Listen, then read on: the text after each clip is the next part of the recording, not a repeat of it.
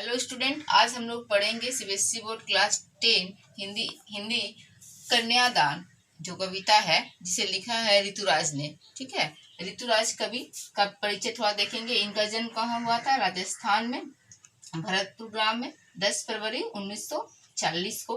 ठीक है, इनकी बहुत सारी रचनाएं रही हैं। इनकी कविताओं में क्या देखने को मिलता है? सामाजिक शोषण और विडंबनाओं का जो है ये समावेशना देखने को मिलता है। अर्थात चित्रण किया गया है कि किस तरह से हमारे समाज में कुरीतियां फैली हुई है। ठीक है, इनकी जो कविताएं रही हैं इनके लिए इनको सम्मान भी दिया गया है। बिहारी सम्मान, परिमल सम्मान, मीरा पुरस्कार, सोमदत्त सम्मान, श्रोमण्य भारती हिंदी देवी सम्मान आदि से इनको सम्मानित किया गया है। ठीक है, सॉरी।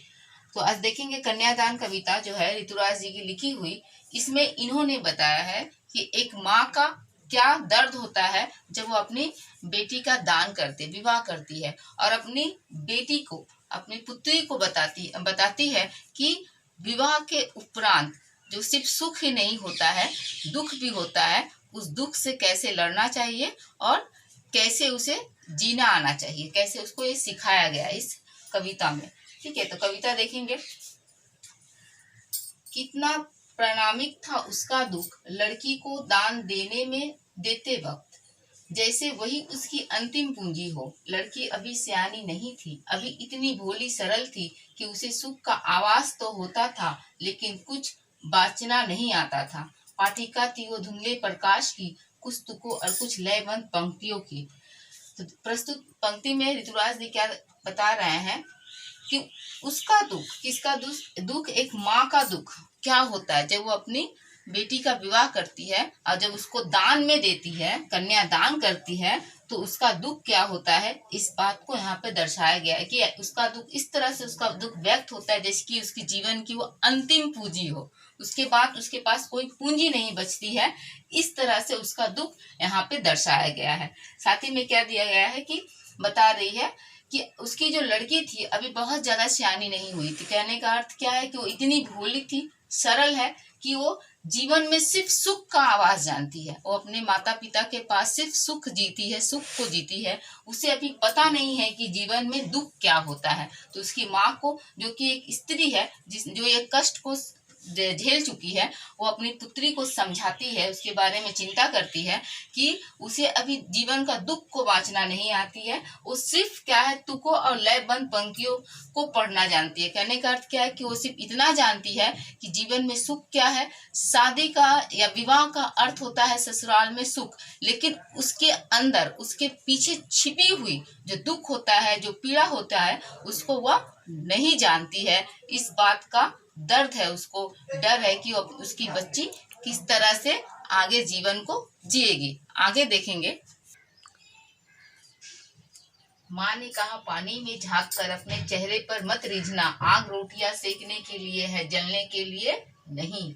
वस्त्र आभूषण शाब्दिक भ्रमों की तरह बंधन है स्त्री जीवन के। माँ ने कहा, लड़की होना पर लड़की जैसी दिखाई मत देना। प्रस्तुत पंक्ति में क्या ऋतुराज जी लिखते हैं कि जो माँ है क्या कहती है अपनी बेटी से कि स्त्रियों का स्वभाव क्या होता है कि वो अपने चेहरे की जब उसकी खूबसूरती का कोई बखान कर देता है, प्रशंसा कर देता है, तो वो उसमें मंत्रमुग्ध हो जाती है, उसी में वो खुश हो जाती है। या फिर उसे आभूषण दे दिया जाता है या वस्त्र दे दिया जाता है तो वो उसमें क्या हो जाती है, बन जाती है। ज्यादा यही देखा गया है कि ये स्वभाव देखा गया है स्त्रियों के अंदर।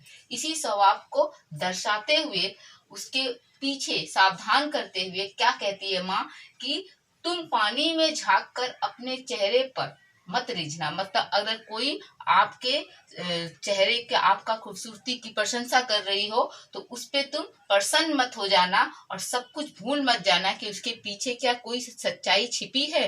या आग रोटियां सेकने के लिए, जैसे उदाहरण दिया गया है कि आग पे हम रोटी तो सेक सकते हैं, ठीक है।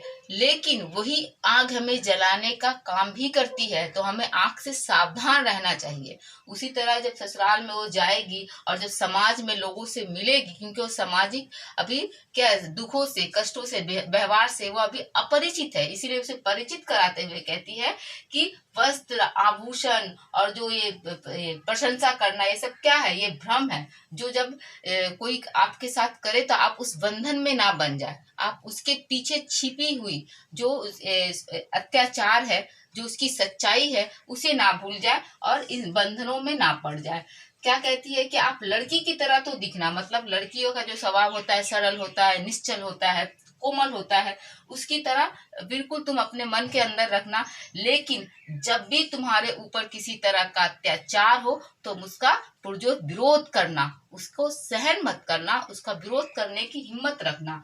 लोगों को तुम लड़की की तरह दिखाई देना, मतलब लड़की के सारे स्वभाव तुम्हारे अंदर हो। लेकिन जब जरूरत पड़े, जब तुम्हें लगे कि तुम्हारे ऊपर अत्याचार हो रहा है, तुम्हारा शोषण हो रहा है, तो तुम उसका विरोध भी करना, कोमल बनकर नहीं। मतलब यहाँ पे जो एक माँ है अपनी बेटी से कह रही है कि तुम कोमल बनना, लेकिन कमजोर मत बनना।